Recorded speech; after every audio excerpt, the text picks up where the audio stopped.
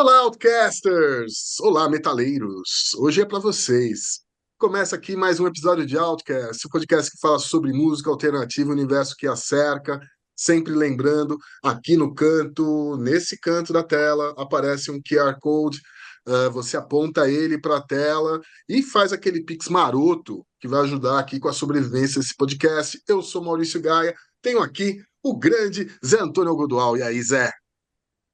Tudo bem, Maurício? Tudo Tudo jóia? ótimo por aqui. Muito feliz, muito honrado hoje de receber uma figura histórica, uma figura cuja importância é imensa, não só no rock, mas na música brasileira. Vou até colocar meu óculos hoje para ficar mais chique aqui. Estou falando de Carlos Lopes, que é o fundador da Dorsal Atlântica, uma das bandas mais importantes que apareceram nesse país. Banda que inspirou outras, como Sepultura, Corrs, abriu muitas portas, sem falar, né, na postura dele, que é uma coisa absolutamente íntegra e admirável. Todos nós que somos fãs dele, queremos já de cara agradecer a sua presença. Muito obrigado por aceitar nos convite. E aqui está nosso Sim. convidado, Carlos Lopes. Muito obrigado, Que Carlão. Muito lindo, que obrigado. lindo. Já falei em outras oportunidades, sou seu fã, né? Eu acho que tudo que você fez ao longo de sua trajetória na música, só engrandece a música brasileira, que já é enorme, tá?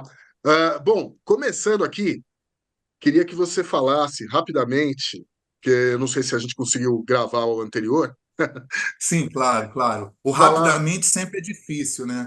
falar rapidamente sobre como é que surgiu a Dorsal Atlântica e dar um pouquinho do contexto desse surgimento. Ó, vou pedir as bênçãos aos céus, aos orixás, me inspirem. Game, game, ha! Então, a questão é a seguinte: 1981 era a ditadura militar, final de um ciclo, começo de outro. Mas tudo no Brasil demora a acontecer. Então, teve a volta dos exilados políticos, a imprensa já estava mais aberta, porém, não se tinha votação. E ainda foi votar, era direta e já, a eleição indireta, só acabou de fato tendo a eleição do Tancredo em 85. Então era um período, veja bem, 81, atentado à bomba no Rio Centro, que foi no Rio, né?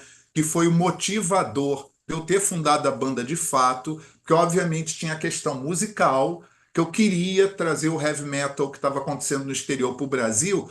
Por quê? Porque o punk rock, eu não estou falando de hardcore, o punk rock já tinha começado antes. E já havia bandas em São Paulo.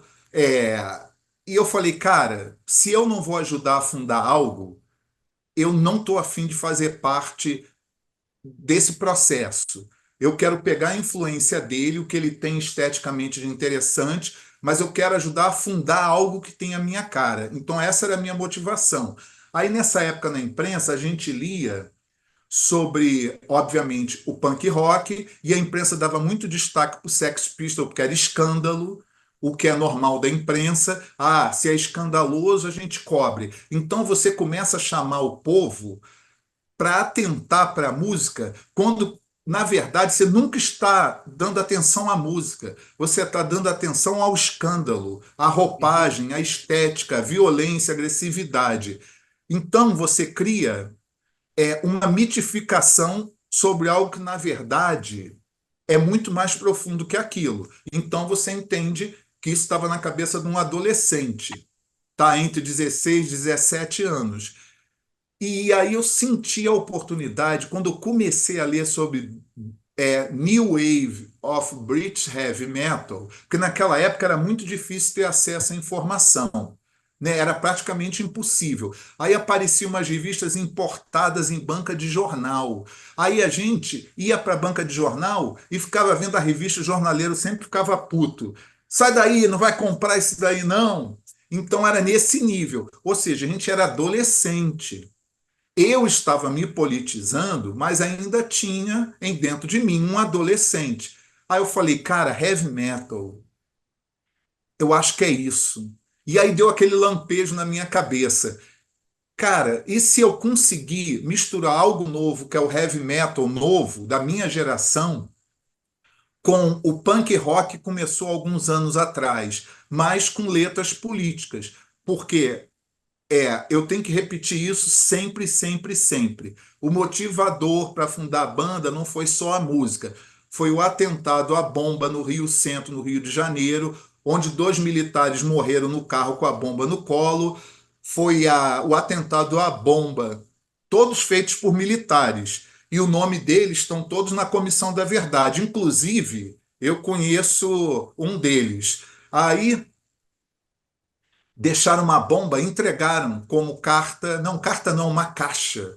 Entregaram na OAB no Rio, que é perto do aeroporto Santos Dumont. Aí a secretária Dona Lida Monteiro de Carvalho abriu e morreu. E esses mesmos militares, que era da linha dura da ditadura, que eram contra o Geisel, que abriu o país, eles eram todos aliados ao Silvio Frota, Silvio que era Frota, o sim. general, que tentou dar um golpe no Geisel em 77, né? Para ele não deixar abrir o país. Então, esse era o contexto que eu cresci. E por mais que fosse ditadura, olha só, a gente entendia as coisas nas entrelinhas. Tanto que teve uma CPI na época do Rio Centro. Não sei se vocês lembram. Aparecia um militar com, sabe aquela varinha de professor? Ele aparecia na TV assim dizendo: foram os comunistas que botaram a bomba no Rio Centro. A gente não era idiota, a gente via aquilo e olha só a diferença. Naquela época, seria teoria da conspiração falar que foram os militares que botaram a bomba no Rio Centro. Hoje em dia, décadas depois, a extrema-direita pegou todos os nossos valores de esquerda daquela época, anos 70, 80, e transformou nessa esparrela atual que teoria da conspiração é algo totalmente direitista, sabe? Algo Elon Uhum. Musk. Então, esse era o contexto. E aí eu falei, cara, eu tenho que fundar uma banda política. É isso, eu tenho que fundar uma banda política. Ou seja, eu me fudi desde o primeiro momento. Porque, por exemplo, eu não tinha noção do que estava acontecendo. Mas depois eu vim a ler e vim a descobrir que o político Rubens Paiva, que estava exilado no Rio, ele era meu vizinho. Hum, Depois eu vim descobrir que no prédio que eu morei minha vida inteira, a minha vizinha de cima era a Hildegard Angel. E foi Nossa. o apartamento que ela emprestou para o Raul Seixas morar, porque o Raul morava numa praça do outro lado da rua. Eu morava no começo do quarteirão, tinha uma praça no meio, Jardim de Alá, e do outro lado começava Ipanema. Nesse apartamento em Ipanema morava o Raul Seixas com a mulher dele, a americana. Ele separou da americana, juntou com outra americana, a Glória, e foi viver no meu prédio. Então, estou te falando que, mesmo eu sendo criança, eu não tendo consciência do que estava acontecendo, aí eu vou te falar que é a minha questão metafísica, tá? Essas coisas pesam. Ser vizinho do Rubens Paiva, sabe a tal da loja da Zuzu Angel, que ela fazia Uhum. roupa para. Era do lado de casa. Eu passava ok. direto na Demais. rua Almirante Pereira Guimarães. Era uma esquina do lado de casa. Então eu estava cercado por essas pessoas. O meu vizinho de cima era o Raul Riff, que foi secretário de imprensa do Jango Goulart. Sabe? Era um ambiente à minha volta. Eu não estava ciente, mas inconscientemente, por análise terapêutica analítica, essas coisas pesam no seu inconsciente, mesmo que você não tenha consciência disso. Uhum. Eu somei tudo isso na minha cabeça: o ambiente, a arte, aquele momento, a música, e eu criei algo que era minha cara e semelhança. E continua sendo até hoje, porque o heavy metal, por mais força que faça, ele é totalmente despolitizado e ele tem uma concepção internacionalista, no pior dos sentidos, que quando a gente era moleque, a gente falava em internacional, era uma coisa de esquerda, comunitária, operária, era diferente. O sentimento disso era outro. O internacionalismo hoje é o globalismo de uma forma capitalista. Quando você insere minorias, minorias que são maiorias, por exemplo, a questão do negro no Brasil e no mundo. eu vejo muito uma coisa que, particularmente, eu estou falando comparando com a minha cabeça em 81, que eu não tinha noção de nada, com hoje. Eu vejo que, por exemplo, os Estados Unidos, o negro americano percebeu que não ia ter espaço na TV, no cinema, nas gravadoras, ele começou a criar seus próprios meios de produção, né? Ah, vou fazer meu próprio seriado, vou fazer meus filmes, que se foda. O que que acontece? Tudo isso está certo, é um avanço, porém está inserido no sistema capitalista de consumo. E Sim. isso é uma coisa que se debate até hoje. Aí o gay americano, principalmente o gay americano, ele está super inserido na sociedade através do consumo. O Pink Porra, Money. e eu sou burro pra caralho que eu continuo combatendo essa porra até hoje. Entendeu? Por isso que o heavy metal, pra mim, ele errou. Errou, errou, errou, errou. O heavy metal errou. De onde que eu tirei isso? Eu não Do sei. Lobão. O que que você acha do Eu Lobão hoje, sei, Pelão? mas, O pô, que que você essa acha foi, do foi, Lobão foi meio hoje? intuitiva. Foi intuitiva. Lobão era meu vizinho também, pô. Teve um período lá que foi foda. E o que que você Aí, acha dele hoje? Essas mudanças cara, todas. eu admiro, assim, eu admiro o Lobão pra caralho. Eu acho ele um grande compositor. Só que, porra, você às vezes, você se perde. Porque, por exemplo, eu falo pra caramba, como eu falei pra vocês, eu sou como uma mistura do Darcy Ribeiro com o Glauber Rocha. Aí tu vê as entrevistas dos dois, parece que eu sou filho dos dois. O Lobão gravou discos e compôs músicas maravilhosas, porque a minha questão é o seguinte: eu sou compositor, então eu dou atenção especial à questão fonética, questão melódica, entendeu? E não somente questão estética. Tipo, você tirou a roupagem, sobrou o osso. O osso é a música, a interpretação. E ele é um grande compositor, entendeu? Eu sempre vou achar, sempre vou admirar, mas ele se perdeu, assim, a impressão que me dá, porque é muito difícil julgar os outros, porque outro dia me mandaram um vídeo do Regis Tadeu julgando a minha carreira, falando: "Ah, o Carlos, ele poderia estar muito maior do que ele é hoje se ele tivesse sido profissional." Entendeu? Aí eu respondi ao Regis e falei: "Regis, dê graças a Deus que eu gosto de você, hein? Porque aí fica um monte de gente metendo o pau em tu aí, mas eu gosto de você. O que que acontece? Eu acho que essa tua análise foi para a plateia. Porque tu sabe como é que é a verdade. Aí eu tive que falar pro Regis o quê? As bandas pagam para tocar, entendeu? O ambiente é totalmente corrupto. Eu não vou dizer que banda grande é, mas eu lembro ainda na primeira fase da Dorsal, que eu parei com a Dorsal no Festival Monsters of Rock em Uhum. 1998.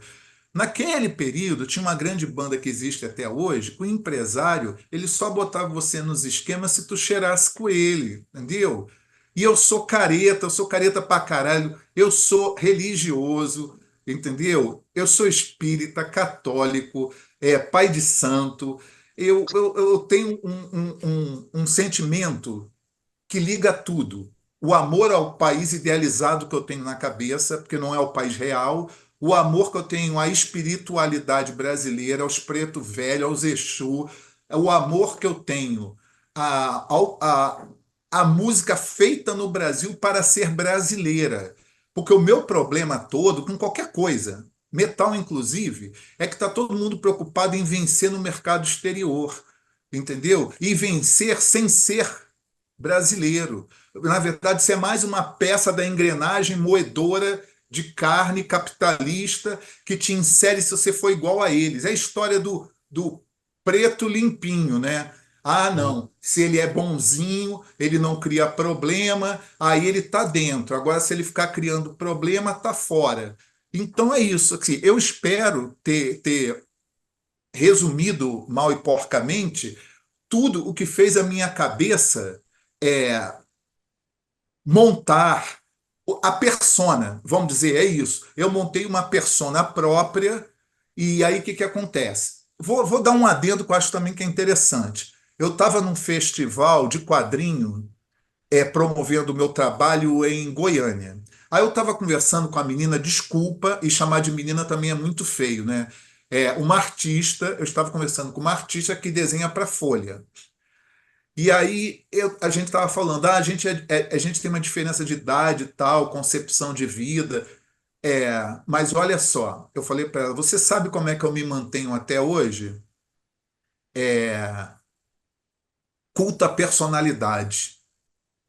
Porque eu vi que o sistema não ia me aceitar. Eu recebi gravadoras de metal, todas me deram não. Você sabe o que eu ouvi de todas as gravadoras de metal? Não vou te promover nem te bancar, porque você só cria problema. Uhum.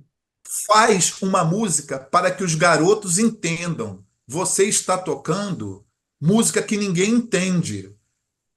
Eu ouvi isso de gravadora de metal, entendeu? Então, eu quero dizer para vocês que é uma ilusão achar que o problema está do lado de fora, né? Nas majors, nas grandes gravadoras. Não, o problema está no capitalismo, porque o cara só aceita você dentro de uma cena de metal se você vender, se você fizer mais do mesmo. Se você fizer o contrário, tu tá fora. E o que que acontece com a cena de metal nas últimas décadas no Brasil e no mundo?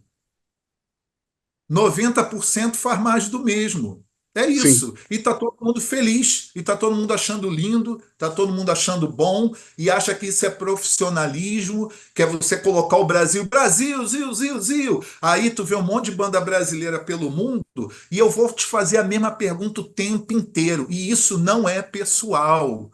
As pessoas não podem levar isso para o pessoal de jeito nenhum, porque não é. E se eu não falar, não vou estar sendo eu. Eu estaria sendo político fazendo média com os outros para gostar de mim. Eu não reconheço em ninguém brasilidade alguma, entendeu?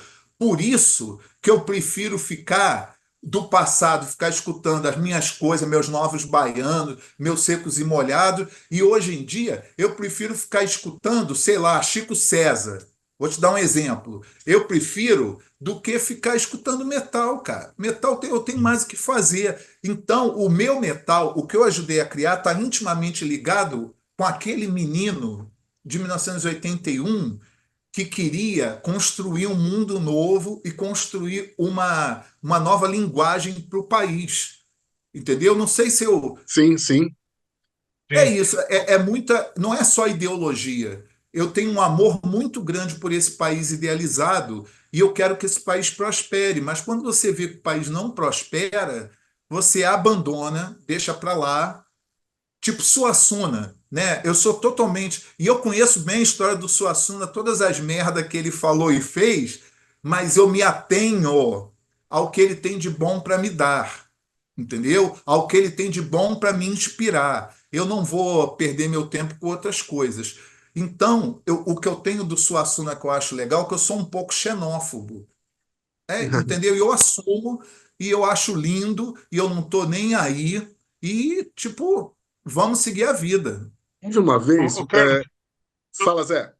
desculpa, não só queria fazer uma pergunta para você, que é o seguinte: a gente é de uma geração, acho que nem todo mundo tinha essa consciência política, mas talvez por ser ali final de ditadura, ali, os artistas assumiam um papel um pouco mais humanista, um pouco mais politizado no sentido de buscar liberdade. E hoje em dia eu vejo que não só pessoas caladas, mas pessoas que estão do lado errado, na minha opinião.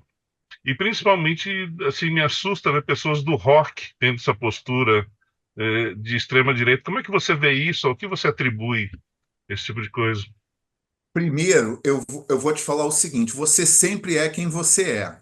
Você só Uhum. esconde e engana os outros durante muito tempo, mas tem um tempo que a coisa cai.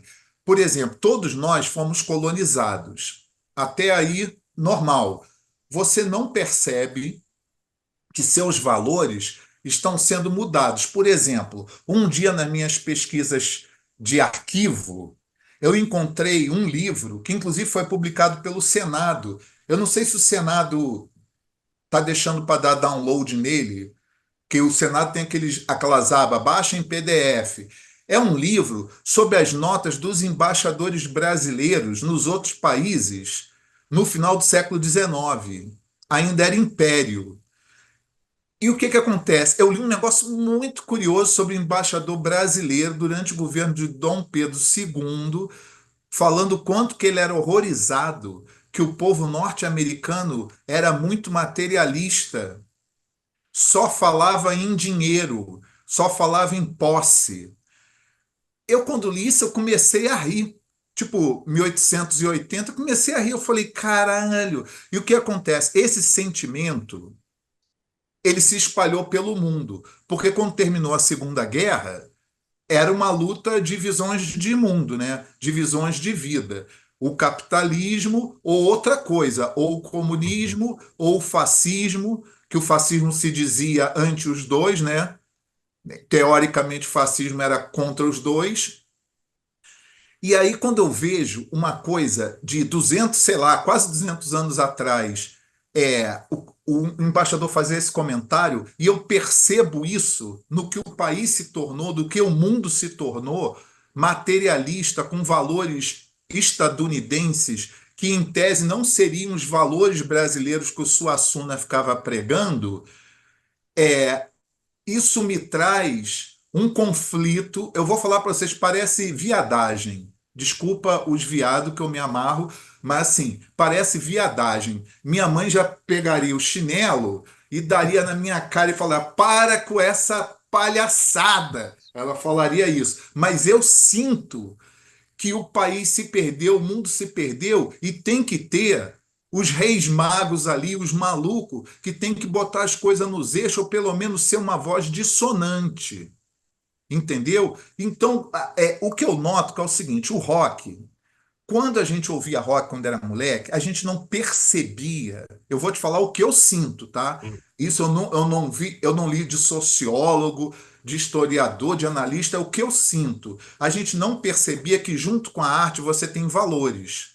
Você está entranhando valores nas pessoas. Tipo, conhecidos meus que estudaram em escola americana, cresceram falando inglês, com os valores norte-americanos. Quando eu vejo meu filho de 11 anos jogando Roblox, todos os jogos que ele joga é dar tiro na cara. Então eles sabem quais são todos os armamentos, né? Que eu não sei. Ah, vou pegar essa pistola que é melhor. Caralho, cara.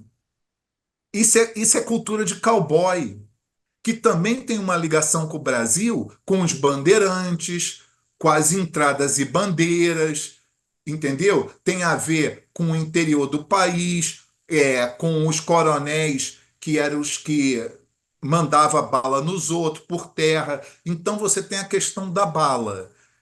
Isso são valores que vêm, tanto que, ó, voltando, antes de eu te responder, porque eu sou foda, eu dou uma volta, sou igual o Brizola. Brizola fazia isso também, ele dava uma volta até chegar na resposta. Só que eu não me perdi, não. Você sabe quando acabou a Guerra de Secessão nos Estados Unidos? Foi 1865, se eu não me engano. Dom Pedro II sabia que aqueles sulistas tinham expertise em algodão. Ele ofereceu asilo, escravos e estrutura para que todos plantassem algodão no Brasil. E assim foram fundadas várias cidades no país, inclusive a mais famosa delas, a Americana, em São Paulo, Sim. onde nasceu Rita Lee, que, por falar nisso, Rita Lee Jones. Jones por causa de quê? Porque o pai dela era grande fã do confederado Mor, o general que combateu contra os nortistas e os negros no sul, né? Aí o que acontece? Vieram todos para cá e quando você vem, você também traz seus valores. Todo mundo, a gente que ouvia rock, não percebia os valores entranhados na música. Porque quando você fala, olha só, eu vou te falar também é particular. Drogas, sexo e rock and roll, a gente cresceu com esse mito de liberdade pelo droga, sexo e rock and roll. Isso é a maior bobagem que eu já vi na minha vida, que é sexo livre, ficar doidão e achar que o rock vai mudar o mundo.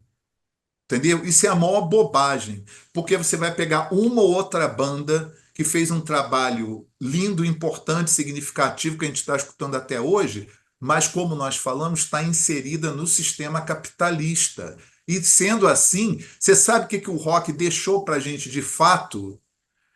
É o que eu vejo nas crianças jogando Roblox e ganhando dinheiro para poder comprar skin e mais arma.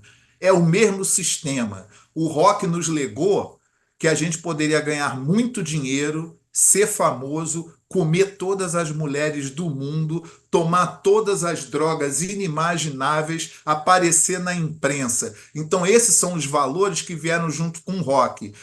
Tem os que nunca assumiram e tem os que assumiram. Eu creio que a direita atual, que é totalmente negacionista, que é ignorante, ela assume esses valores que a música estrangeira trouxe.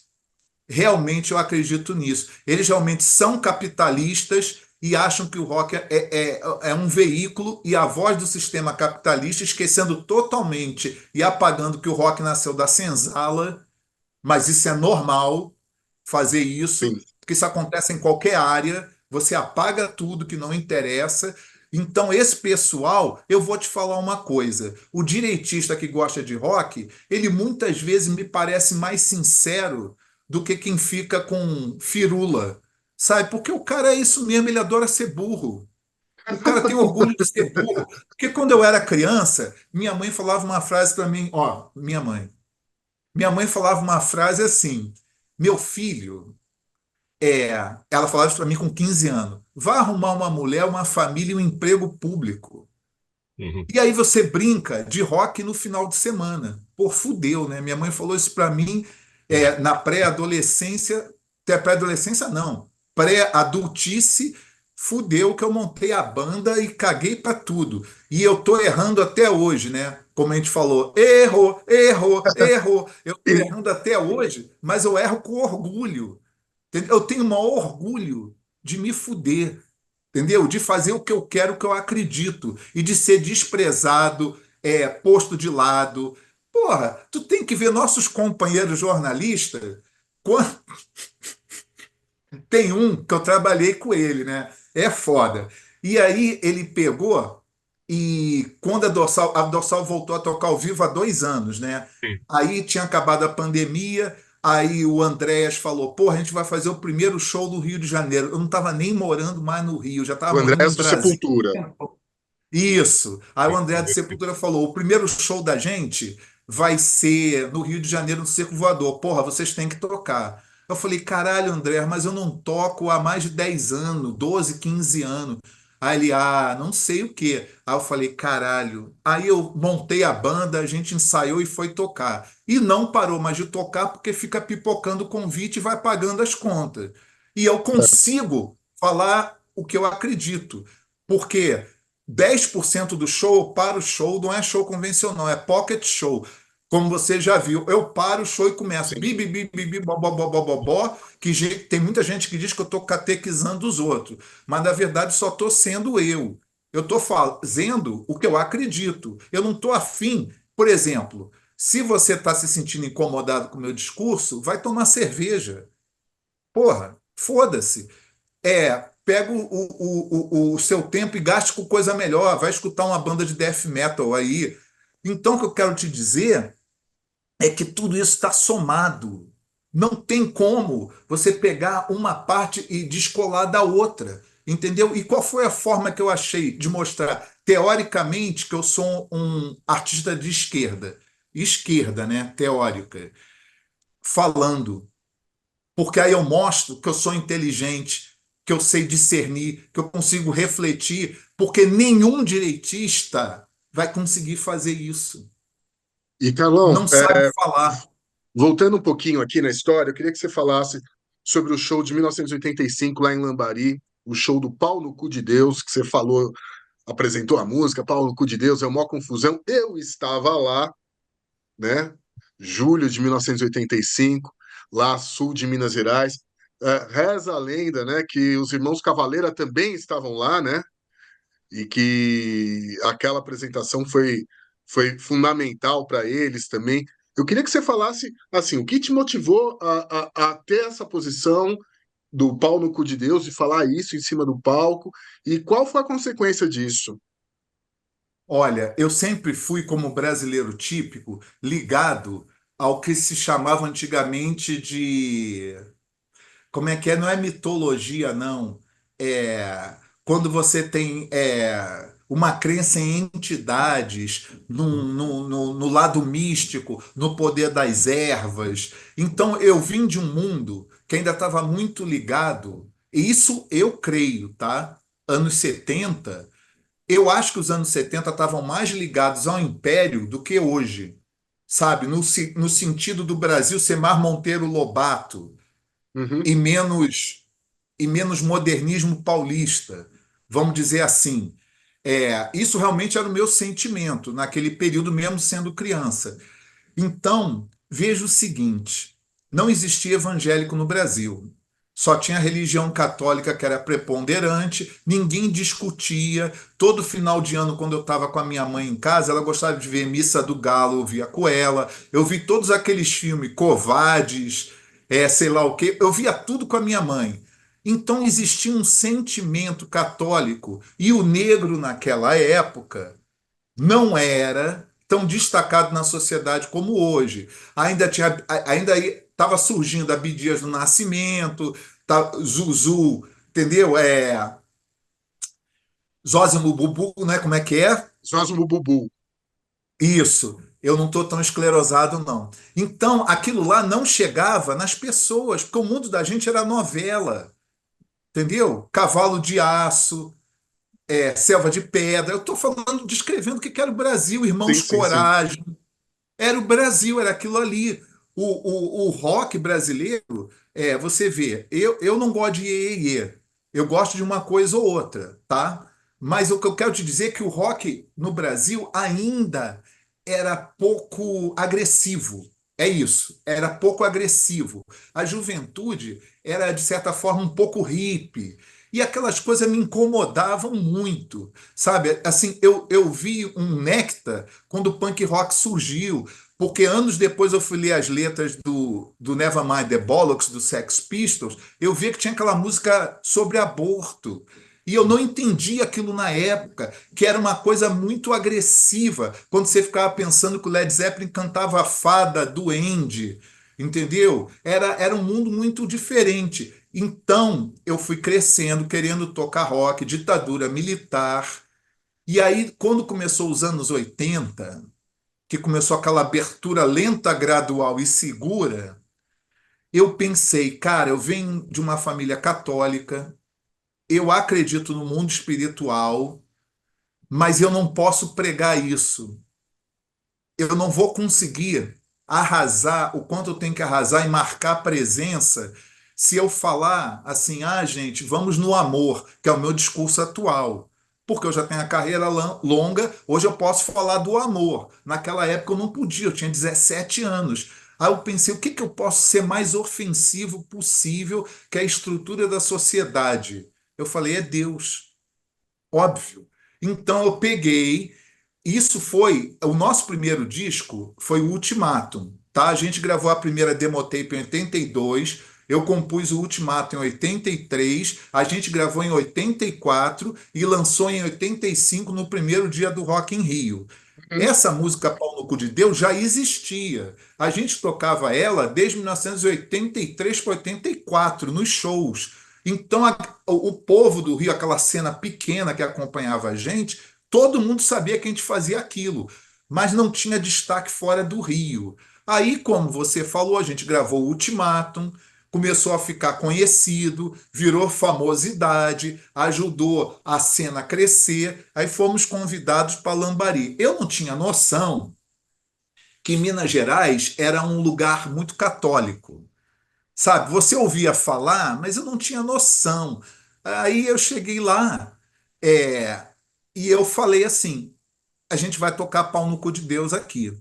O baterista, que já estava muito puto comigo, porque ele achava que eu estava levando a banda para um caminho errado, em vez de fazer música melhor, eu queria polemizar, era a visão dele. Quando eu falei assim: vamos tocar. Ele ficou puto, mas tocou, tá certo? Na hora que eu falei aquilo, eu sei, as pessoas que já me escreveram, as pessoas me escrevem desse fato igual se fosse o atentado em Sarajevo. Uhum. Eu te juro que o impacto é igual, porque as pessoas falam que a voz foi pelo ar, foi fazendo um eco. Eu já vi descrições poéticas do efeito inconsciente daquilo, que era um lugar aberto, estava frio pra Sim, caralho. Foi era pode aberto. ver. Foi por toda Minas Gerais, sabe? Aí foi destruindo Minas Gerais inteira por dentro. E aí, eu tô te falando, as descrições que eu tenho a fita, tu acredita?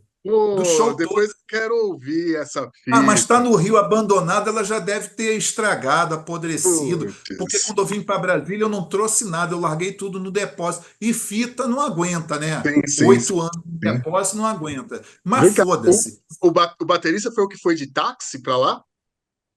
Porra, caralho, cara, o negócio começou Ele totalmente errado. Era o partiu pra seguinte: lá, pra o Lambari, Azul Limão, de isso, táxi. o Azul Limão é a banda do Rio, tocou um dia antes da gente. E aí o baterista da gente era muito fã do Azul Limão e queria ir com eles. Só que o filho da puta pegou e perdeu o ônibus de graça da produção do Rio para Lambari. Aí ele pegou um táxi. Quando chegou lá, chegou pro cara da produção e falou: Ó, paga o táxi que depois desconta do cachê da banda. Quando a gente chegou em Lambari no dia seguinte, a produtora me falou: olha só, o cachê de vocês vai ser menor porque foi debitado tanto do táxi que o teu baterista pegou. Ou seja, ele já estava fora da banda naquele minuto. E, Ah, inclusive, ele não falou com a gente, eu e meu irmão, momento algum. Ele já Uhum. sabia, ele fez isso quando você estuda ações do inconsciente, ele fez isso de propósito para se autodemitir, né? É auto-boicote em nível top. Aí a gente foi, subiu, foi tocar Pau no Cu de Deus, tocou, ele ficou puto, mas tocou, mas a última música do show era Morte aos Falsos. E ele cismava que eu tinha escrito a música para ele. Entendeu? Ele era burguês, morava numa cobertura duplex na Barra da Tijuca, que não era a Barra da Tijuca de hoje, do Rio, mas era uma Barra da Tijuca, sabe? Aí ele ficou puto. E aí, o que que acontece? Você consegue ouvir na fita. Eu não vou tocar essa merda. Meu irmão, que era o cara mais calmo do mundo, virou pra ele, botou o dedo na cara dele e falou: Tu vai tocar assim, seu filho da puta, nem que seja a última coisa que você faça. O cara tocou com maior raiva, tanto que é a versão de Morte aos Falsos que eu mais gosto. Aí ele tocou com raiva e quando terminou, ele pegou as baquetas, jogou assim na bateria e empurrou, entendeu? Com raiva. E foi embora e a gente nunca mais se falou. olha só, A gente nunca mais se falou. Ele foi olha dessa só. forma, ele foi embora dessa É, forma. Só fui encontrar ele 20 anos depois, num curso de produção musical na Estácio de Sá, no Rio. Aí eu entrei e vi ele na sala. Aí eu falei, aí, Marcos, caralho, hein? Destino é foda, hein, cara? Aí ele ficou meio constrangido assim, mas eu sentava do lado dele na sala, né? Aí eu falei, cara, passou, irmão, entendeu? 20 anos, É, né, virou bicho? história. Então, o que que acontece? Quando terminou o show, tava chovendo pra caralho, não sei se tu lembra disso. Uhum. Aí tinha um moleque com a garrafa de cachaça caído na porta do hotel. Era o Max Cavaleira. Olha só. E depois ele falou assim comigo depois. Ele falou, cara, foi a experiência mais intensa da minha vida. Eu vou montar uma banda igual a tua. Eu nunca imaginei que alguém no Brasil pudesse fazer isso. Muita gente não acredita nessa história. Só que na biografia, autobiografia dele, isso está escrito na primeira página em inglês. Uhum. Ele conta tudo na primeira página em inglês. Aí o que que acontece? Fui dormir no hotel. Isso tem que fechar com chave de ouro sensacional. Fui dormir, aí de repente estou ouvindo aquela reza na rua de manhã, né? Tá entrando os raios do sol e aquela reza. Nossa Senhora. Aí falaram assim para mim: olha para a janela, você tem que ver isso. Os caras igual filme, cheio da TFP, cruz, imagem de Jesus. Você é o anticristo, fora anticristo, fora da cidade. Caralho, era eu. Eu sei que Caralho, vocês foram excomungados pelo padre da fomos cidade, né? excomungados pelo padre na missa. de manhã. Caralho, cara, eu tô excomungado, só que ele não sabe disso até hoje, porque eu tô assim com as entidades desde aquela época. Então, quer dizer, eu acho essa história tão simbólica, inclusive de um Brasil que se perdeu, porque Maurício e Zé, naquela época, não tinha shopping. Eu sei.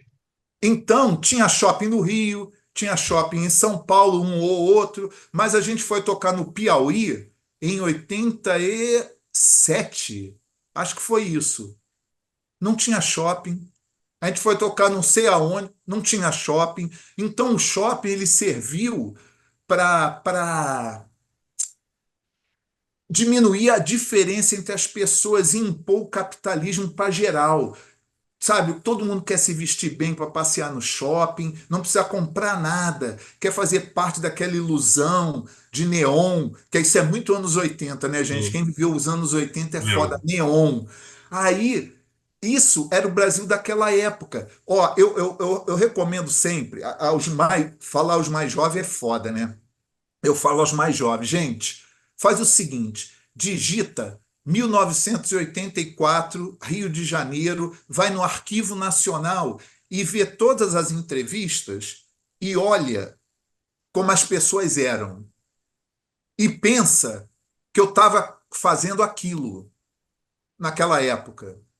Pensa um pouco e faz um trabalho mínimo de compreensão e comparação.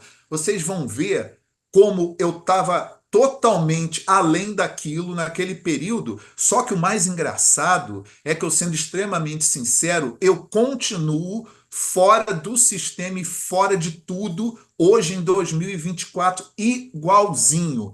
Porque a cena, seja de rock, de metal, a cena ela não se desenvolve em benefício da humanidade, do humanismo, das causas realmente dignas do ser humano.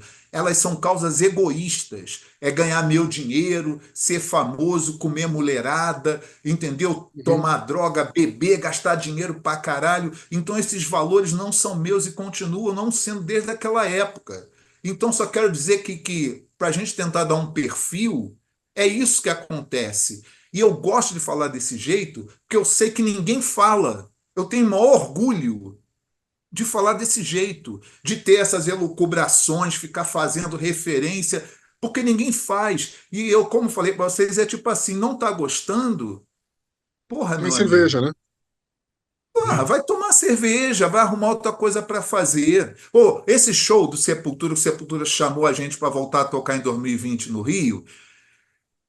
Eu fiquei, depois do show, 2 horas dando beijo em menina, falando, tirando foto, assinando disco, porque o Circo Voador tem uma área ali do lado que é Uhum. perto do palco. Eu fiquei lá e tal. O segurança, pô, foi muito foda. Um negro enorme, lindo, né? Bonitão, fortão. Ele chegou para mim assim do nada, sem me conhecer, ele começou a rir e falou: Por que que tu não se candidata?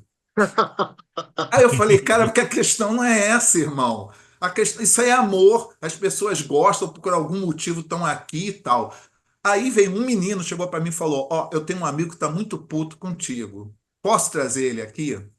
Aí eu falei: Pode. É porque, cara, ele é Bolsonaro e ele tá puto com o que você falou no palco. Eu falei: Traz ele aqui, irmão. Vamos conversar. Aí veio um cara fortão também, grandão, tipo skin, né? Aí o maluco chegou: Porra, não curti não. Eu falei: O que que tu não curtiu, meu querido? Aí ele falou: Eu paguei para ouvir música. Aí eu falei: Então, você vai ouvir música no Sepultura e não vai ter discurso, entendeu? Você vai ficar feliz.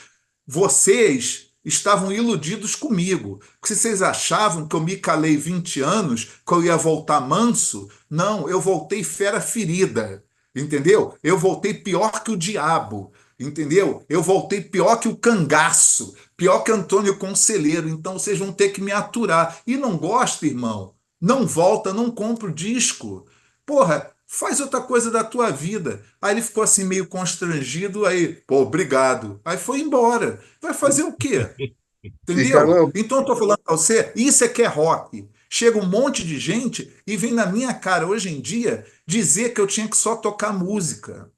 Essa pessoa nunca viu um show meu. Em 1985 era a mesma coisa, só que eu não tinha maturidade para fazer esse discurso que eu estou fazendo para vocês hoje. Era mais curto, Sim, para sim. alguns melhor, né? Que era curto. Hoje em dia não, eu estou igual o Fidel. Lembra do Fidel? Fidel fazia discurso de 5 horas. Porra, eu rapidinho me dá aquela roupa verde, o boné, me dá um charuto, irmão, me bota lá, que eu fico 5, 6 horas, entendeu? Levantando a moral da galera. E, Carlão, deixa eu Ô, te perguntar uma coisa. Caio, Eu vi ah, no começo do ano o show de vocês ali no Sesc Santo André. Belenzinho. Não, foi no Santo André. Belenzinho foi, acho Ah, que, há uns Santander. 2 anos. É. Tá. E ali, você, lá pelas tantas, uma coisa que até você tangenciou um pouco aqui na conversa, você falou, bom, lá atrás, em 1981, eu ajudei a criar o metal aqui no Brasil e hoje muita gente ah, me despreza, eu também desprezo essas pessoas. Eu renego o metal que eu criei. É isso mesmo? Você renega o metal que você criou? Vamos dizer que isso é retórica. Eu nunca vou renegar o metal que eu criei. Eu renego o filho que eu ajudei a criar.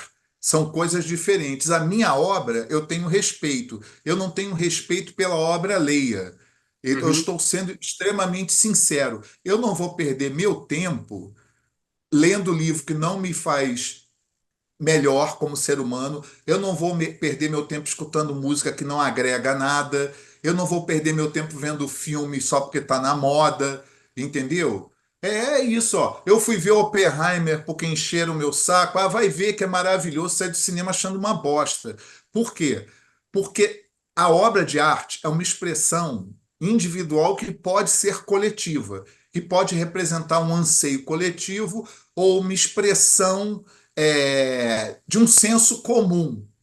Porque o que dá certo no mundo é quando o senso comum prevalece. Vamos dizer, capitalismo e a própria democracia se baseia nisso, né? Tanto que, retoricamente, quando você fala em defender a democracia, e se um candidato de extrema-direita ganhar, você fica puto com a democracia, já tem algo muito errado aí, porque ninguém está aceitando o resultado, né? E todo mundo sabe que para uma pessoa ser famosa, tá na TV, ela teve que trilhar um caminho muito longo que às vezes envolve corrupção, dar pernada nos outros, e você sai de bacana no final da história. O que que aconteceu com aquele metal, o político que eu ajudei a criar? Ele se perdeu rapidamente e se tornou uma pantomima, se tornou uma paródia, uma sombra do que eu imaginava. A visão do que eu tinha do metal no Brasil era uma música revolucionária para abrir as portas para uma revolução socialista.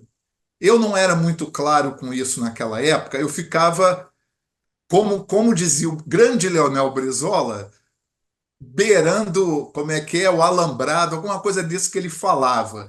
Você não vai direto ao assunto que as pessoas não estão prontas para ouvir, que vão ficar putas. Então você vai costeando o alambrado. uhum. Quando eu compus Guerrilha, estava na cara que eu estava defendendo a guerrilha do Araguaia. uhum. Quando eu escrevi o Antes do Fim inteiro, entre 85 e 86, estava na cara que eu estava escrevendo contra a ditadura e o terror no Brasil.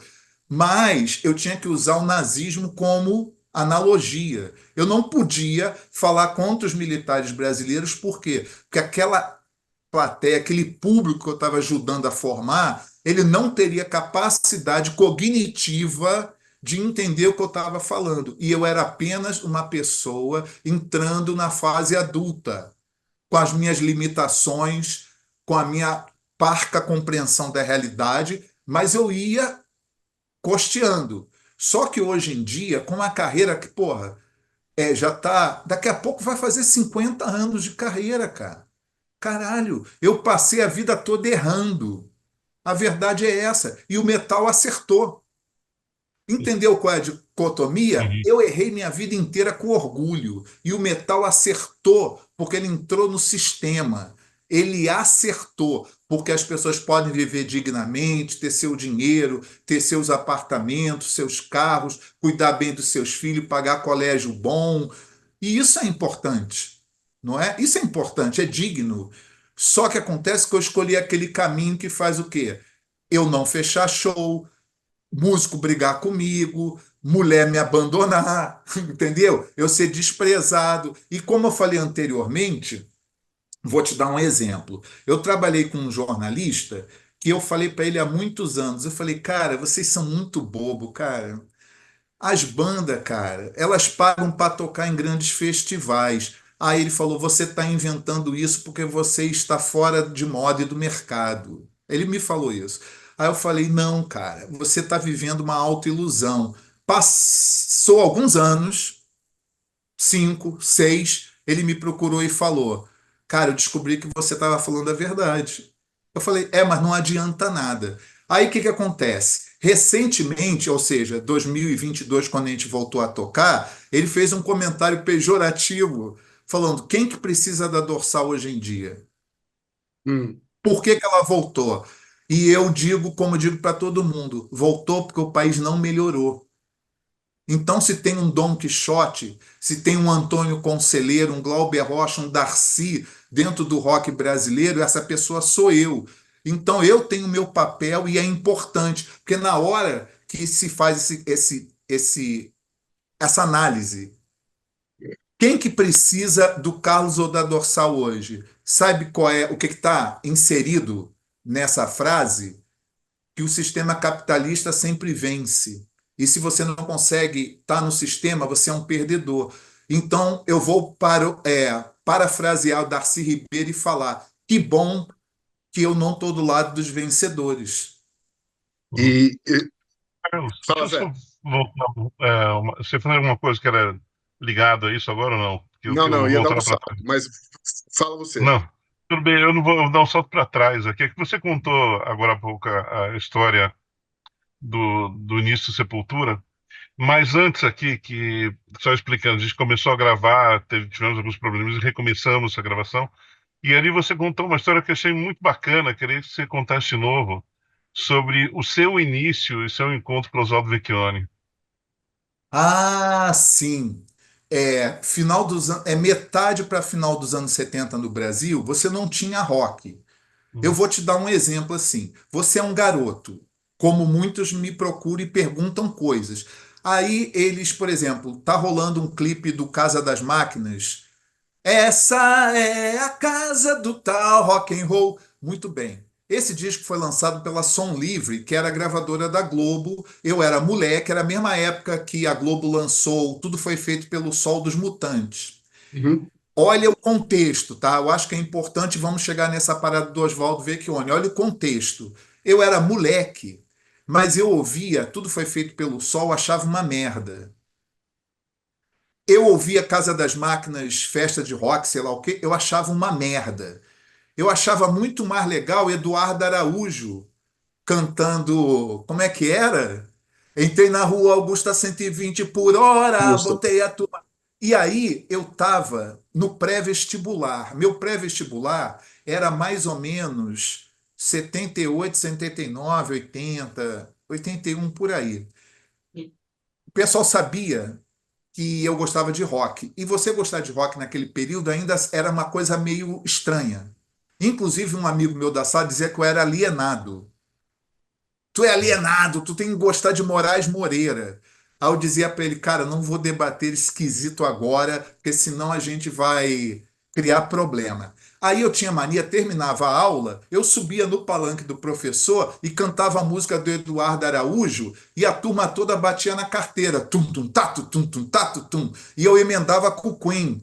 Era Now you're a boy, bigger, he's not playing with you, Rock he's you. gonna be a big man someday. Eu cantava isso, recebi um monte de aplauso. 1980. E aí eu falava: caralho, nem que isso é legal? Esse negócio é legal. Aí, nesse contexto, teve 1981, né? O atentado à bomba, aquelas coisas. E o rock brasileiro foi nascendo, tá? Nesse contexto foi nascendo. Só que esse intervalo entre 75 e 80 era um período que eu chamo de dissociação da realidade. Então, no Rio de Janeiro, os únicos lugares que você podia ouvir alguém tocando guitarra alto pra caraca era você ir no Teatro Teresa Raquel, em Copacabana, no shopping dos antiquários que existe até hoje. Aí a gente ia para o Teatro Teresa Raquel, ver as temporadas, Made in Brasil, Joelho de Porco, eu vi Bicho da Seda, Pepeu Gomes, Robertinho de Recife, eu vi o que tinha para ver desde que tivesse uma guitarra. Então, meu negócio era ver guitarra. Aí, o Made era muito divulgado no Rio pelo Nelson Mota, que ainda estava naquela fase pós o Festival de Saquarema dele. Ele tinha uma coluna no jornal O Globo e ele ficava divulgando muito Made, né? Muito. Principalmente Paulicéia Desvairada. Mas nós estamos falando desse período, tá? Entre o Jack Stripador e o Paulicéia Certo. Desvairada. É, esse período para localizar no tempo e espaço. Aí, naquela época, as bandas vinham para o Rio, ficavam no hotel e fechavam uma temporada no Teatro Teresa Raquel de 2 semanas. No mínimo, cada temporada dessa eu via 3 a 4 shows, tá? 3 a 4 shows, Joelho de Porco, Made. E eu queria montar uma banda, mas eu não sabia como. E aí eu me esforcei, pedi à minha mãe, ó, otário. Pedi à minha mãe, mãe, me dá uma guitarra. Aí ela falou, compra com o teu dinheiro, se vira. Aí eu fui na favela do Vidigal, num anúncio no jornal o Globo, comprei uma guitarra Felpa Apache, Hum, que era botão de interruptor, que eu sei. comprei de quinta mão. A guitarra tinha um braço torto, não afinava direito. Era as coisas que a gente tinha para mostrar o contexto. Não é entrar numa loja hoje, tu compra uma guitarra até barata ou compra uma guitarra cara. Era outro mundo. Meu primeiro pedal de guitarra que eu comprei foi um phaser da Giannini achando que era distorção. Quando eu liguei a guitarra e fez uau, uau, uau, eu comecei a chorar, porque eu não tinha dinheiro. Aí eu falei, fiz merda. Muito bem. Esse é o contexto. Guitarra Felpa Apache, sem banda. Aí eu fui pro Teatro Teresa Raquel, lá eu estava primeiro da fila. Aí chegou o Osvaldo Vecchione. Aí eu cheguei, tomei coragem, falei para ele, Osvaldo, como é que eu faço para montar uma banda? Aí ele me olhou debochado e falou: comece. Aí entrou no teatro. 10 anos depois, exatamente, eu já tinha fundado a Dorsal, estava fazendo o lançamento do segundo LP da gente, o Dividir e Conquistar, e a gente estava abrindo para o Made no Teatro Ipanema. Eu pedi para falar com o Osvaldo, falei assim: Osvaldo, óbvio que você não lembra, óbvio, mas teve um moleque na porta, no Teatro Teresa Raquel, em Copacabana, que te perguntou como é que eu faço para montar uma banda.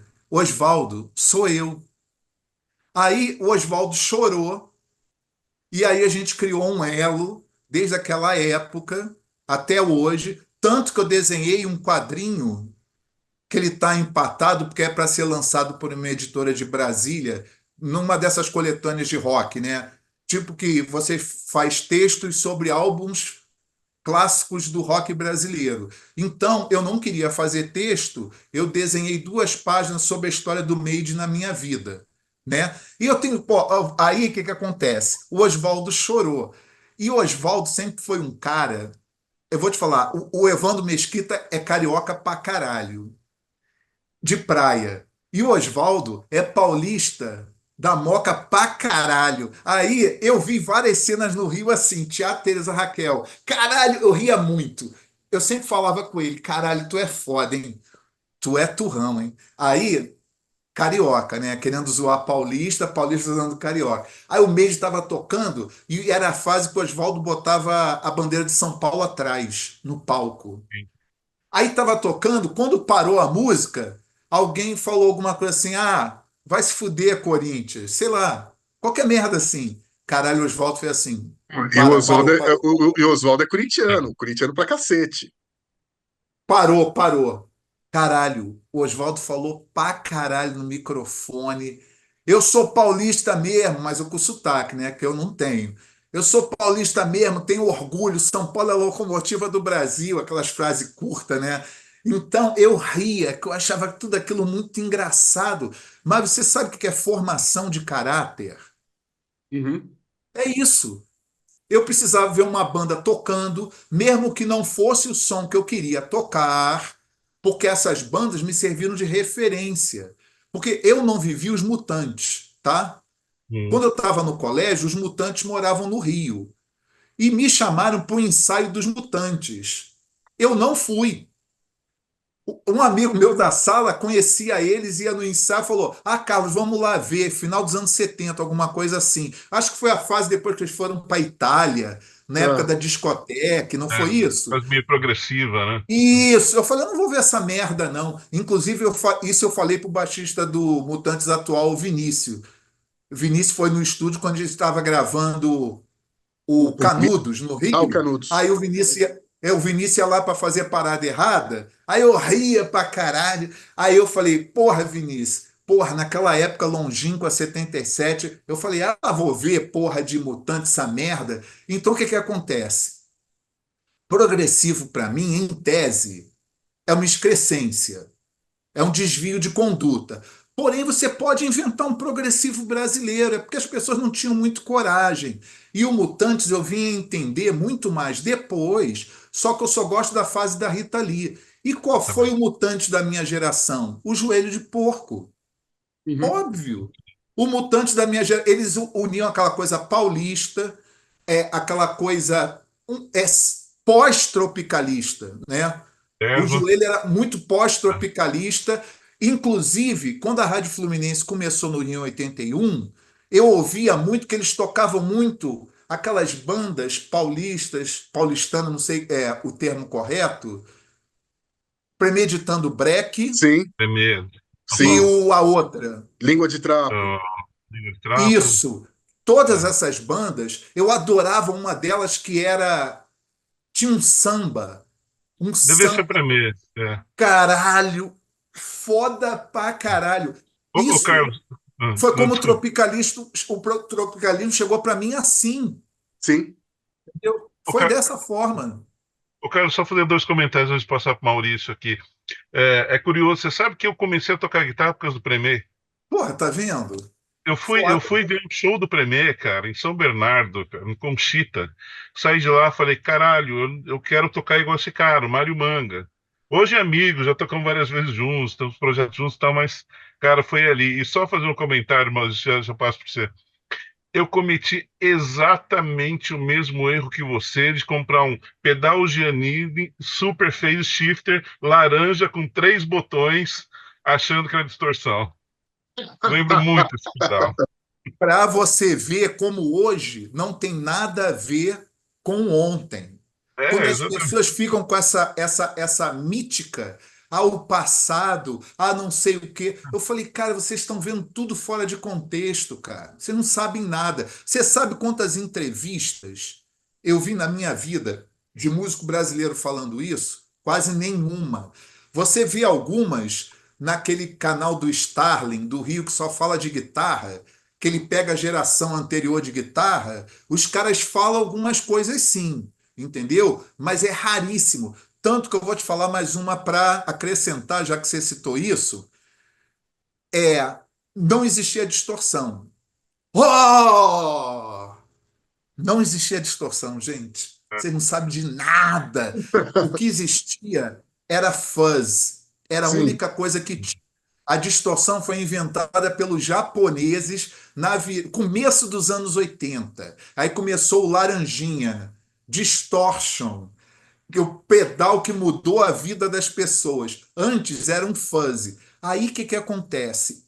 Eu não tinha dinheiro, entendeu? Mas eu tinha mãe, né? Aí eu vi um anúncio no jornal o Globo, vendo pedal fuzz. Aí passou pela minha cabeça, eu liguei para o cara, falei assim: pedal fuzz é aquele que deixa a guitarra nervosa? Aí o cara falou: pode vir aqui. Aí eu cheguei na Barra da Tijuca também, num apartamento totalmente vazio, o que foi muito simbólico. Eu não estava preparado, porque você sabe que apartamento vazio tem vários simbolismos. Mas eu notei que o cara estava indo embora, Uhum. né? E passou pela minha cabeça que ele estava duro. ou enfrentando problemas. Aí eu comprei o pedal dele, levei para casa, era um fuzz Tony Bender, Não. que hoje é raridade, um negócio lindo de morrer, um som lindo de morrer. Gravei minha primeira demo com ele, com esse Tony Bender. Aí, anos depois, apareceu no jornal o Globo, obituário. Eu vejo a foto de um cara e falo, cara, foi desse cara que eu comprei o pedal. Cláudio Stevenson, da banda Black Rio. Oh, Nossa Senhora! Meu Então, é Deus! foda, cara. Os negócios assim, a gente é história viva de um mundo que passou. A gente sabe o elo perdido entre o réptil e a ave. É assim que eu me sinto, cara. Porque eu vim em um outro país. E hoje em dia eu estou num país totalmente capitalista, as pessoas com a mentalidade escrota, sabe, reacionária. Pô, a gente viveu o ápice do catolicismo. Porra, na nossa época tinha padre, bispo de esquerda, Sim, Dom Helder Câmara. Porra, hoje tá foda, cara. A impressão que me deu é que o Brasil piorou, retrocedeu 150 anos. Uma coisa horrível. E o rock ficando direitista, ele alimenta ainda mais essa sensação de que tudo deu errado. Errou, errou, errou, errou. eu queria, na verdade, agora juntar. Eu tinha duas perguntas para fazer, mas vou juntar as duas numa só, porque tem até a ver também com esse papo de instrumento e tudo mais, né? É, voltando novamente para o show lá do Sesc Santo André, muitas coisas que você falou, eu até comentei com você na saída ali, eu até falei brincando, pô, Carlão, você é o último tropicalista, né? Porque tem muita da sua fala dessa coisa meio antropofágica, né, do tropicalismo. Na verdade, não é o último, porque o Tom Zé ainda está aí, né? Sim. O, o Caetano, o Gil, os outros, há muito deixaram de ser tropicalistas. Tem o Tom Zé e tem você, né? E dentro disso, aí emendando com a outra pergunta, primeiro, você é realmente o último tropicalista? Você se sente carregando essa chama do tropicalismo e por que você resolveu adotar a guitarra baiana? Sim, eu me sinto o último remanescente de uma época com uma mentalidade, como eu te falei, não é só o tropicalismo, é o violão quebrado do Sérgio Ricardo. Então eu vim de uma época TV a válvula, TV preto e branco, rádio AM, é, eu vim de um outro mundo. Eu vi vários avanços tecnológicos e pouquíssimos avanços humanistas. Sabe? Eu vi muita demagogia, muita conversa. Eu vivi as diretas já. Eu fui para a Cinelândia, no centro do Rio. Eu era muito novo e fui para lá, como teve em São Paulo, como teve em diversos lugares. Eu estava lá, cheio de esperança, entendeu? Por um país brasileiro ligado à sua própria cultura e que a influência estrangeira pudesse ser deglutida de forma positiva e coletiva. E o tropicalismo foi entrando em mim, primeiro, emocionalmente, pelos festivais da canção. Eu, quando era criança, eu vi todos. Eu parei de ver, eu vou até te falar, quando foi para Globo, Uhum. quando começou aquela fase Oswaldo Montenegro, eu lembro até a Sandra de Sá cantando Demônio Colorido. Eu parei ali porque aquela música já não me representava mais. Eu não via nada ali que me interessasse. Só que eu tenho uma sensação emocional. Ander, ander os caminhões, nessa terra do país. Eu lembro disso, isso foi entranhado em mim. Jorge Ben, entendeu? Ah, pô, todo mundo no Rio é flamenguista. Imagina eu criança, eu ouvindo, entendeu? Assim, Jorge Ben, Flamengo, aquele negócio. Eu ficava vendo aqueles discos. Minha mãe tinha um disco da Maria Bethânia, o Drama, 72, se eu não me engano, tem um ponto de Ansan. Rainha do mar, rainha do mar, rainha do mar. Tempo bom, tempo ruim, eu sou o céu para as suas tempestades. O que que acontece? Isso que eu estou contando tem tudo a ver com o que eu vou te falar do tropicalismo. Meu filho foi fazer a apresentação do final de ano na escola. Uhum. Anísio Teixeira. Aí o professor falou: eu vou misturar música brasileira de várias épocas e vou cantar essa música, esse ponto. Ele nem se referia a Maria Bethânia, eu conheci pela Maria Bethânia. Vários pais evangélicos falaram: eu não vou deixar meu filho cantar macumba. Ele falou: olha, a Constituição está acima da Bíblia. Eu sei que ele falando isso, ele vai prejudicar a carreira dele, mas eu me identifiquei porque ele é como eu. Eu estou prejudicando minha carreira há 50 anos, entendeu? E não volto atrás. Quando eu ouvi meu filho cantando esse ponto de Inhansã, eu comecei a chorar, igual um bezerro desmamado. Eu lembrando da minha mãe, eu lembrando daquele vinil, eu lembrando da Maria Bethânia, da Clara Nunes, eu lembrando da Clementina de Jesus, do Martinho da Vila. Tu está entendendo o ponto que eu quero chegar para vocês? Eu tive uma formação, eu queria o rock, porque eu era adolescente, mas ao mesmo tempo, aquela coisa em torno de mim, o Roberto Carlos cantando as músicas dos filmes, né? Aquele disco sensacional dele, do filme Meio de Guerra, copiando o Help dos Beatles. Porra, eu adoro aquele filme, eu adoro aquele disco. Eu não tinha como me desapegar disso.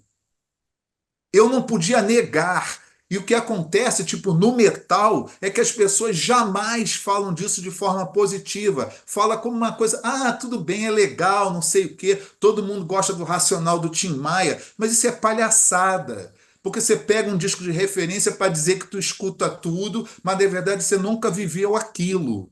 Uhum. Então, cada vez mais eu fui me sentindo brasileiro.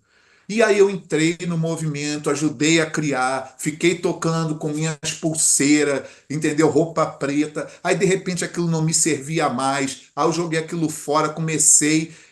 É um amadurecimento, é um processo de autocompreensão e amadurecimento. Aí eu terminei a banda no Monsters of Rock em 98.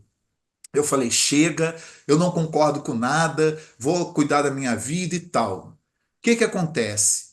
Aí eu fundei duas bandas, o Mustang e o Zina Usina Leblon. Leblon. Nesse período, eu comecei a experimentar.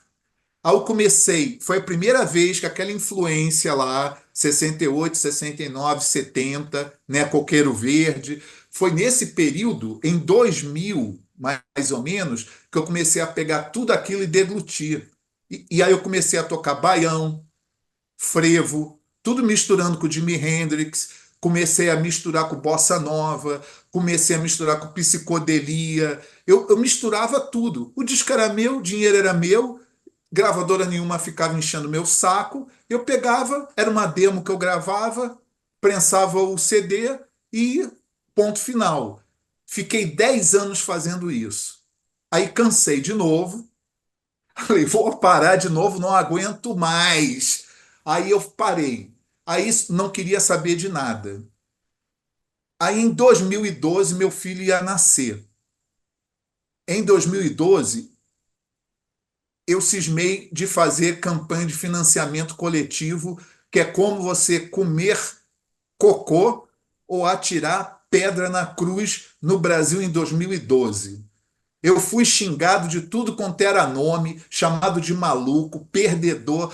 Você só faz campanha porque nenhuma gravadora te quer. Aí eu respondia: é isso mesmo. Você não está entendendo, não? Será que não está dando sinapse aí na tua cabeça?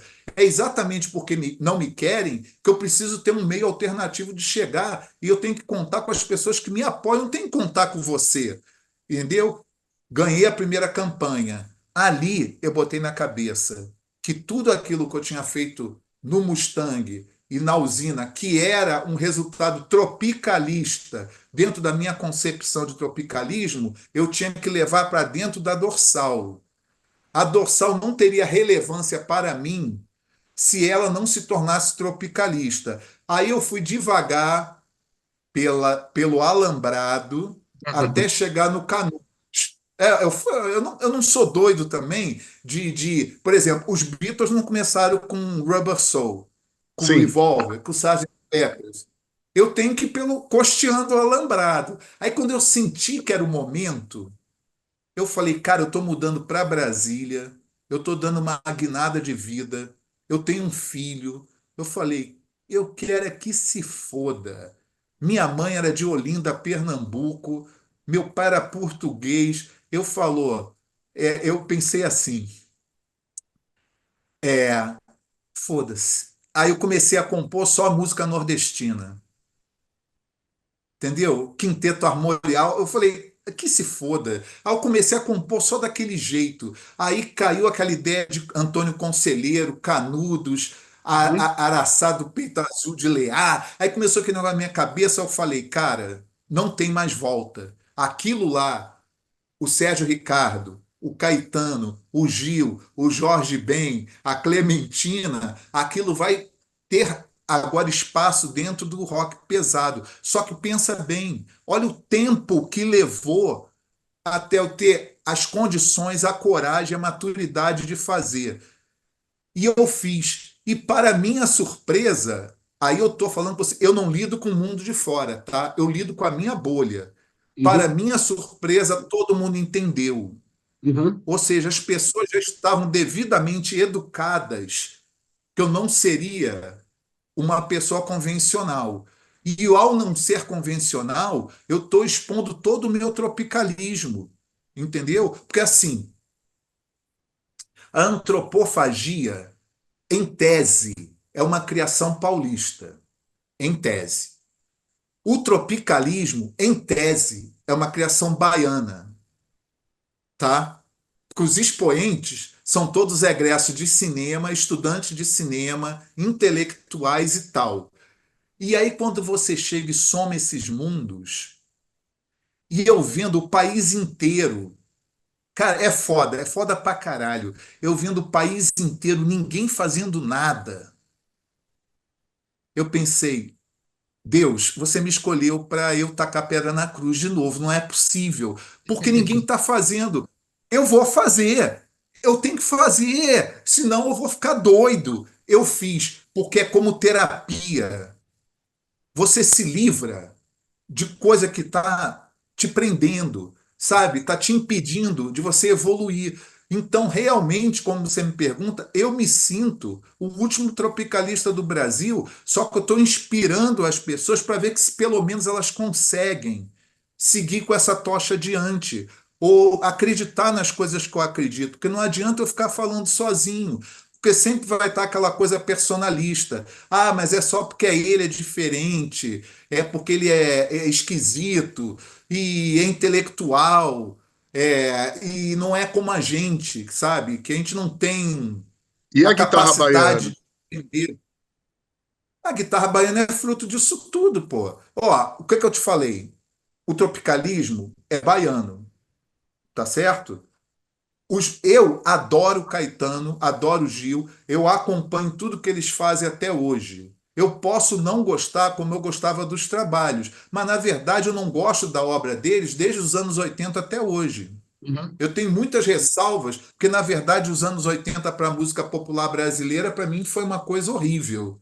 Enquanto o rock brasileiro ele se reestruturou de alguma forma diferente, a música brasileira começou a sofrer aquela pressão dos produtores para se inserir num contexto de facilidade, sabe? Tornar tudo mais fácil para tocar em rádio, não sei o quê. E a gente cresceu num período que a música brasileira de rádio era totalmente diferente, era mais rica, mais inusitada. Teve um cara de gravadora que me falou outro dia, que ele falou o seguinte: olha, para cantar igual Fagner, Amelinha, Belchior, isso jamais vai voltar. O cara falou: essas vozes são totalmente não comerciais. A gravadora nunca vai bancar alguém cantando daquele jeito, jamais. Então, o que que acontece? Você deve lembrar nos anos 70, começou a Cor do Som.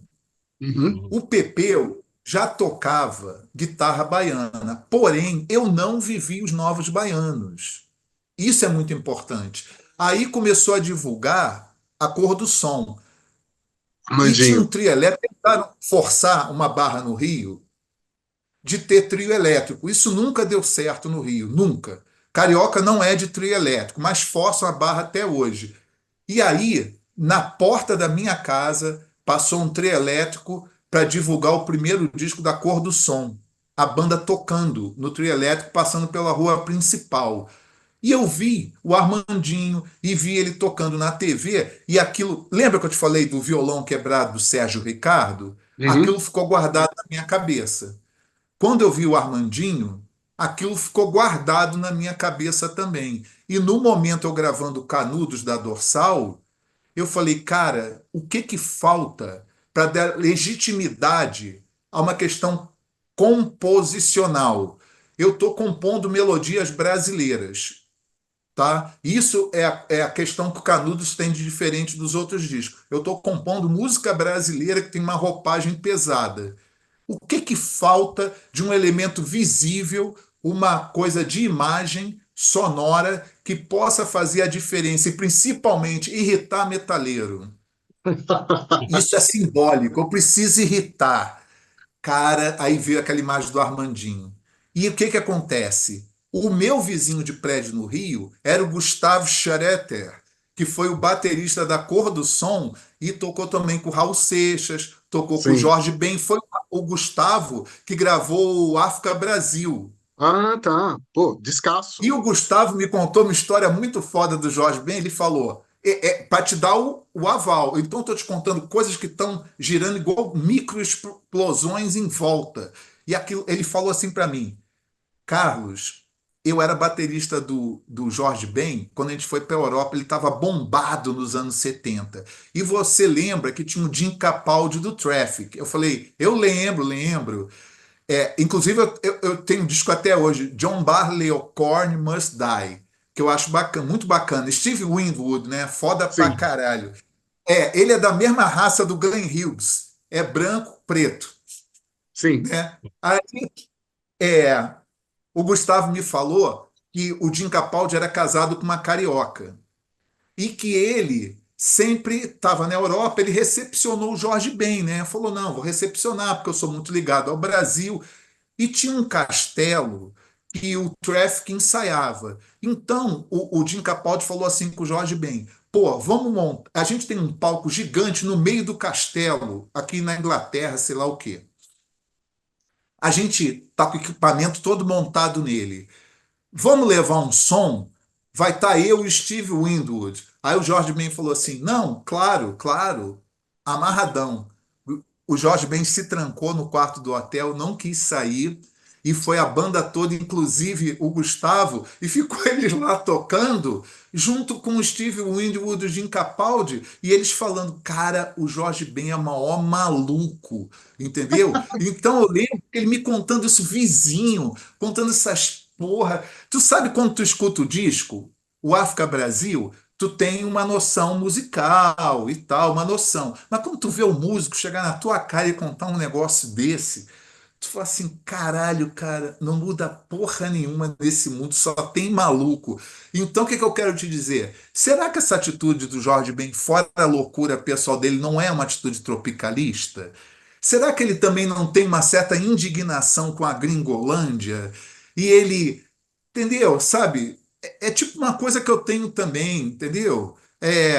Um certo desprezo pelo que vem de fora, apesar da gente ter sofrido influência. Eu não dou a importância que todo mundo dá. Eu estou cagando, entendeu? Eu dou mais importância para a escola de samba. Eu vou ver ensaio. Toda hora que eu vejo negra baiana da ala das baianas, eu choro.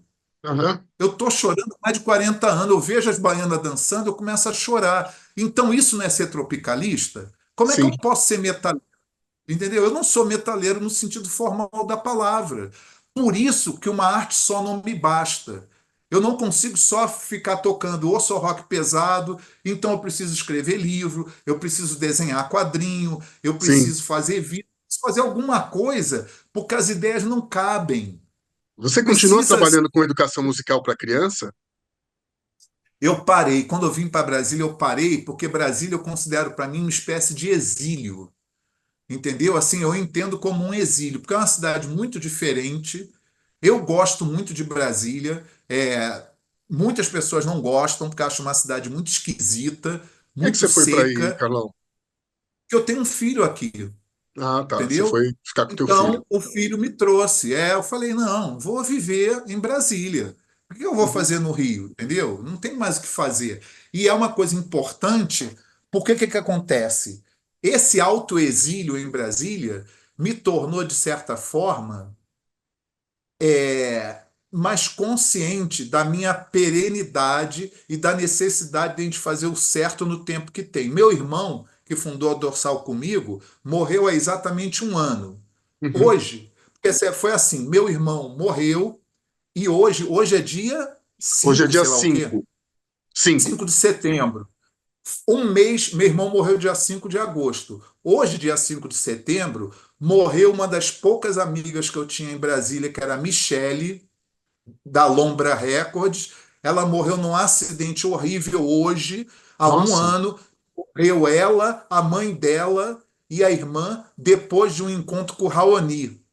Uhum. Só sobreviveu o filho dela, que está vivo até hoje. E o que que acontece? Isso tudo para mim é simbólico.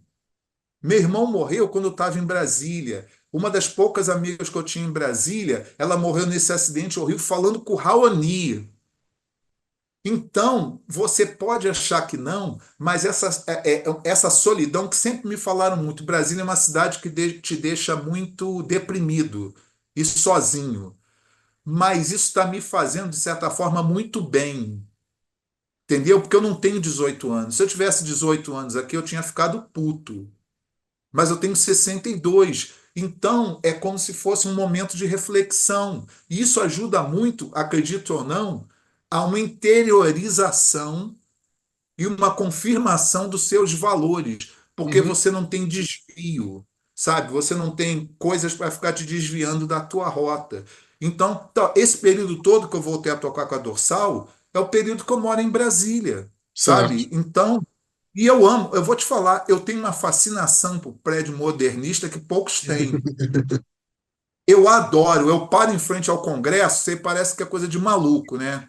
Eu paro em frente ao Congresso, não dá de chorar. Eu falei, quanto filha da puta tem aí? Mas que arquitetura linda. Aí Que eu lugar fico no bonito. Museu Nacional de Brasília, eu fico pirando. Eu entro lá só para ver o teto redondo.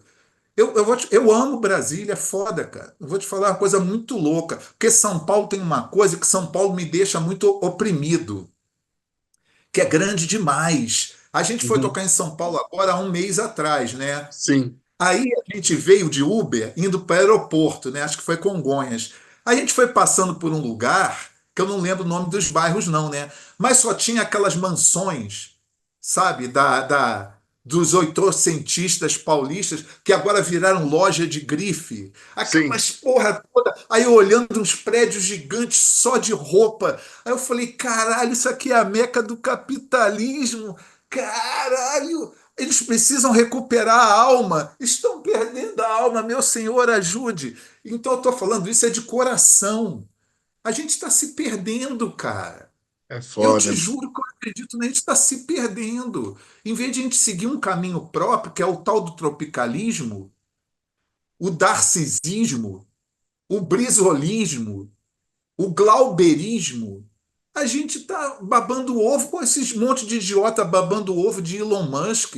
Uhum. Puta que pariu, cara. Entendeu? Eu parece que eu não faço parte do mundo, não.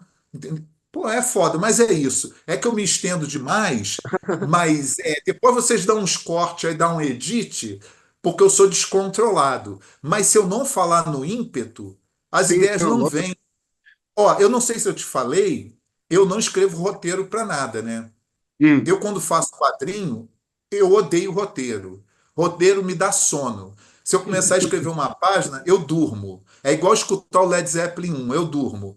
Aí eu pego, eu falo, cara, roteiro é o caralho. Aí eu pego e começo a desenhar. Aí depois que eu estou entendendo para onde que eu estou querendo ir, é que eu boto as falas. Depois que eu vim a descobrir que isso era o método que como é que era, o dono da Marvel usava. Essa Ele ali. mandava o Jack, isso, ele mandava o Jack Kirby desenhar, depois ele botava o texto, né? Mas, obviamente, eu não boto texto tão idiota igual ele botava, né? Normal. Mas, pô, somos pessoas de mundos diferentes. E, Mas é e, isso. Carlão, deixa eu perguntar. Por exemplo, hoje, para muito artista, né, embora a remuneração seja muito ruim e tudo mais, é importante para muito artista estar no streaming porque é uma forma de manter contato com o público, tal, não sei o que mais, essas coisas todas. Não se encontra quase nada na Dorsal Atlântica nas plataformas, né? Como é que você faz para falar com o seu público? Cara, é por isso que minha mãe, peraí de novo, é por isso que minha mãe dizia que eu era esquisito. Eu sou uma pessoa de ideias estranhas. Aí, o que que acontece? Começou o mundo do streaming. Eu falei, cara, eu não vou entrar nessa porra. Eu só vou entrar no momento que eu quiser. Ninguém vai me obrigar. Ah, mas você vai prejudicar a sua carreira, tu tá perdendo grana, os caras que botam teus discos no YouTube estão enchendo o rabo de dinheiro e tu tá duro aí. Aí eu falei, mas isso é um trabalho que é o seguinte, eu tenho que querer. Se eu levei minha vida inteira, pensa bem, eu levei minha vida inteira dessa forma, por que que eu vou mudar agora? Então, ao mesmo tempo que eu corto a comunicação com o mundo externo, ao mesmo tempo você cria uma bolha. Então, eu tenho uma bolha de seguidores que compram os meus discos, compram os meus livros, e aí, quando eles querem, eles botam no YouTube, eu deixo rolar, eu não corro atrás. E aí eu fiz um planejamento. Você vai achar assim estranho, pô, planejamento meio louco, assim, mas é meu planejamento. É, a gente gravou o último disco de estúdio de campanha, foi o Pandemia, a gente gravou em novembro de 2020, foi lançado em maio de 2021, aí veio a pandemia, o pior dela, aquele período e tal, não sei o quê. Eu me jurei novamente, eu tô igual, ó, eu tô igual o fim de Sepultura, né? É piada minha interna. Aí eu vou acabar, eu vou acabar. Aí tem mais um show, vou acabar. Eu lembro muito de um cantor de samba da antiga geração, que ele morava no Rio, dos anos 70. Eu estou esquecendo o nome dele agora, ele tinha cabeça branca, né? Silvio Ele- Caldas. exatamente. Eu lembro muito dele porque o neto dele foi atropelado em frente ao hotel lá do lado de casa. É a parte triste dessa história. Eu lembro muito desse negócio. E você vai achar estranho que eu vou te contar. É o mesmo hotel onde eu dei entrevista para o documentário Global Metal. Olha só, do Sandan, É né? o mesmo hotel em Ipanema. Olha Uhum. que coisa. E aí, o que que acontece? Eu fiz um planejamento que eu não queria mais gravar disco nenhum depois do pandemia. Eu acho que tá bom, chega. E eu pensei assim, cara, vou criar uma coisa na minha cabeça que é assim, um disco, um quadrinho, um disco, um quadrinho. Eu botei isso na minha cabeça. Então agora eu estou fazendo campanha para um quadrinho novo. É o condomínio. Se essa campanha atingir R$ 35.000, porque a gente pediu 25.000 que cobre impressão, pagamento disso, pagamento daquilo e distribui para todo mundo. Se passar de 25.000 e chegar a 35.000, é um gásinho que eu consigo entrar no estúdio e gravar a trilha sonora do quadrinho. E a Uhum. trilha sonora é tropicalista.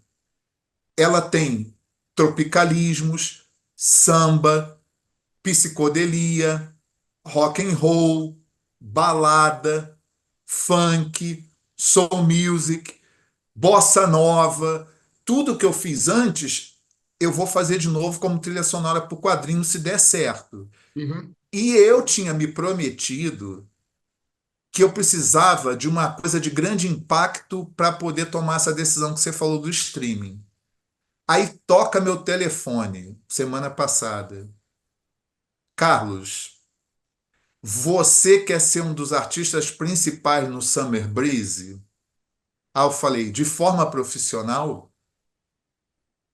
Aí a pessoa falou, sim.